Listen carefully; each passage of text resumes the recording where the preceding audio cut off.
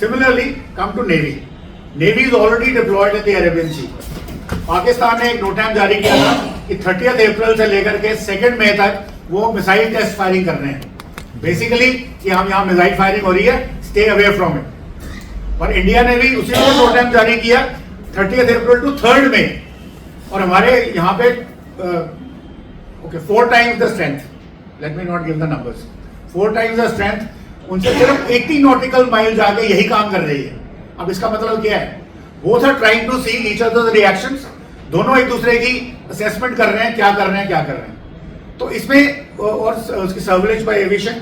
अच्छा, इसमें दूसरी चीज ये है कि अल्टीमेटली इंडियन नेवी क्या कर सकती है।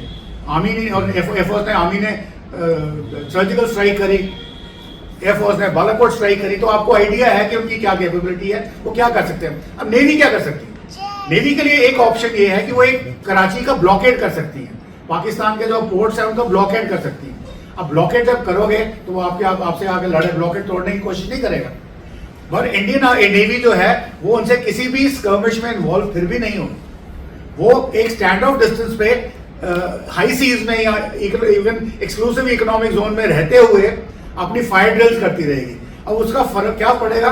कमर्शियल शिपिंग में फर्क पड़ेगा। कमर्शियल शिपिंग को रोक नहीं रहे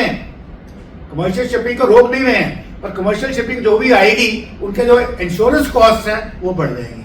एज ए रिजल्ट ये एक इकोनॉमिक प्रहार होगा पाकिस्तान की इकोनॉमी पे कि आइटम्स की कीमतें बढ़ जाएंगी, इन्फ्लेशन बढ़ जाएगी।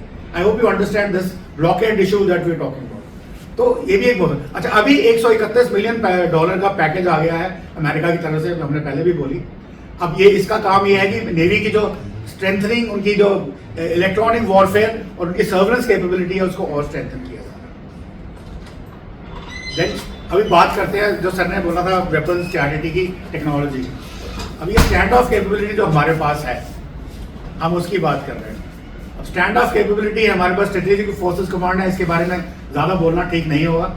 इवन इफ अगर वो कोई चीज़ हमारे डोमेन में हैवी है, being the ex army, but सफाई से रेड्स कर सकते हैं, असैसिनेशन कर सकते हैं, मिसाइल्स इनके पास है, न्यूक्लियर इनके पास है। इनका स्ट्रेटेजिक लेवल का हर एसेट इनके पास आज की डेट में है और उनको पता है कैसे यूज करना है। वॉर गेमिंग कर रखी है उन्होंने, उनको पता है पाकिस्तान के अंदर, चाइना के अंदर, wherever they have done what they should. और सिमिलरली आर्टिलरी के पास टैक्टिकल लेवल पे अगर लड़ाई हो जाती है तो पृथ्वी मिसाइल्स हमारे पास हैं, 500 किलोमीटर की रेंज तक हम कवर कर सकते हैं। और पाकिस्तान की डेप्थ कितनी है, तो इसका मतलब हमें पृथ्वी से भी आगे जाने की जरूरत नहीं है, जिसको हम टैक्टिकल मिसाइल बोलते हैं।